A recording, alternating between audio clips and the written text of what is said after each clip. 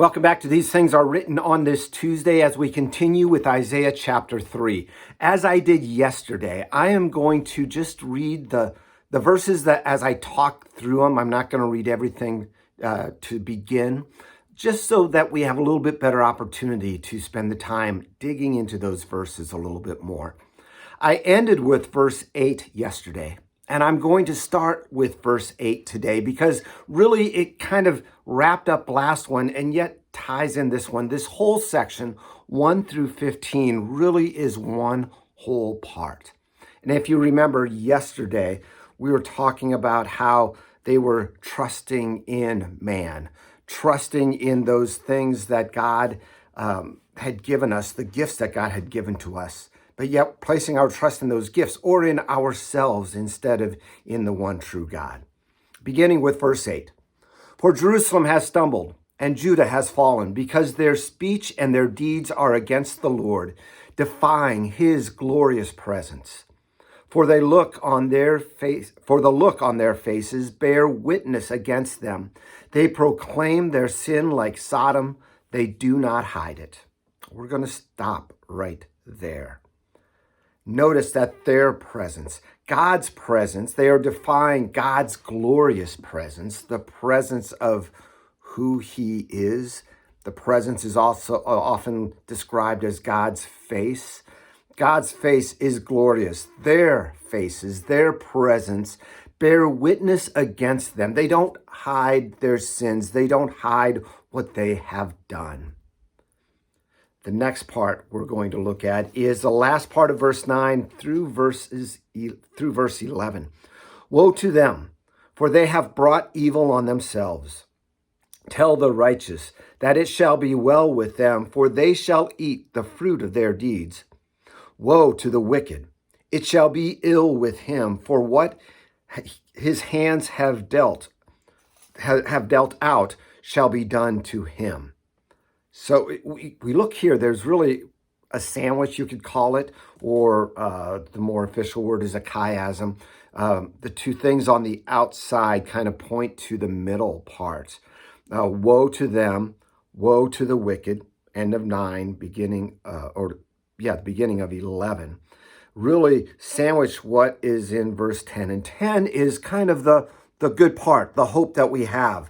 It's talking about the righteous, that it shall be with them, for they shall eat the fruit of their deeds. In other words, they are trusting in God, and because of their trust in God, remember, flowing out of our faith are those good things that we do.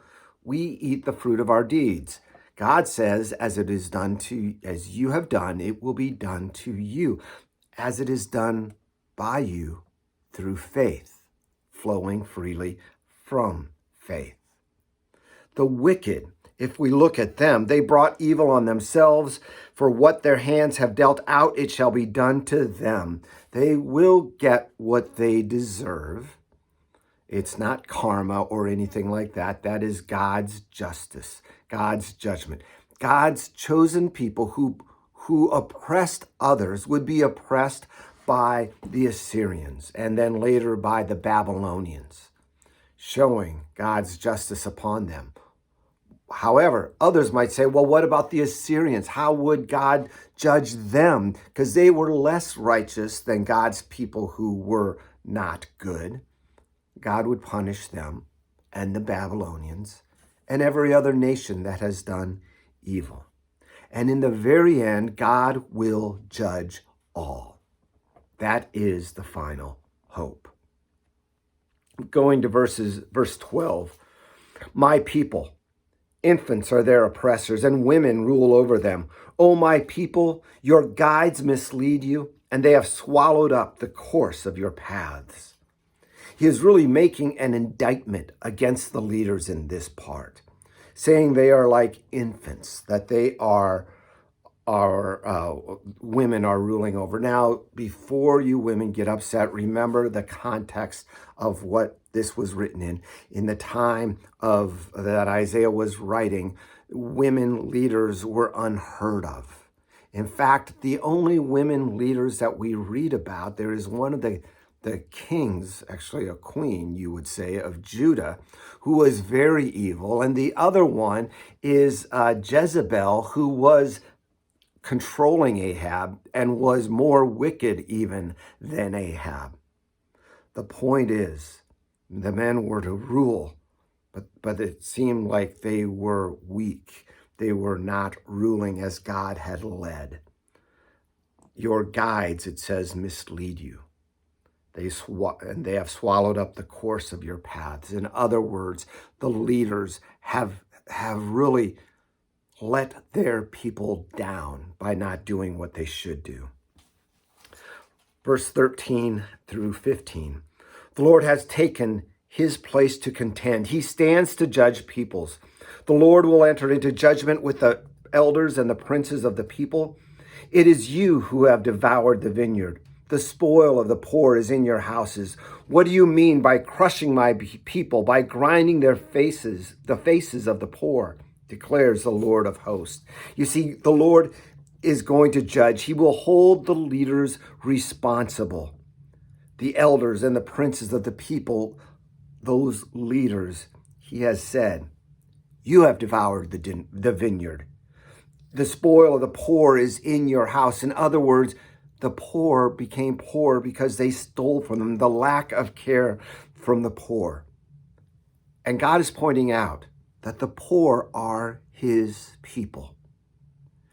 Think about when we oppress. Maybe not oppress is the right word, but maybe when we look down on those who are not as fortunate as us.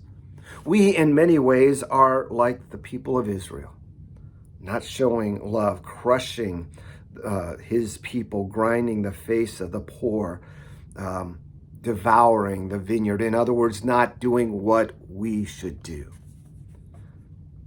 Well, the Lord has declared this against God's people. Tomorrow we're going to continue with Isaiah chapter 3. We are going to wrap it up with the last 11 verses. And the Lord is going to pronounce judgment on them for what the leaders have done and how the leaders have misled God's people. We'll see you tomorrow as we continue to look at this letter of judgment so far in the book of Isaiah. But don't worry, the good parts are coming soon. We'll see you later. God bless.